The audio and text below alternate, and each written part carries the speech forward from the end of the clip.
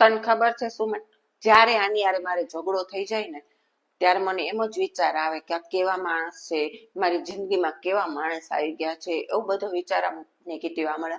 અને પછી બોલ, મને જ્યારે શાંત થાવ ત્યારે મને એમ થાય કે મેં કઈ વાત ઉપર ઝઘડો કર્યો તો.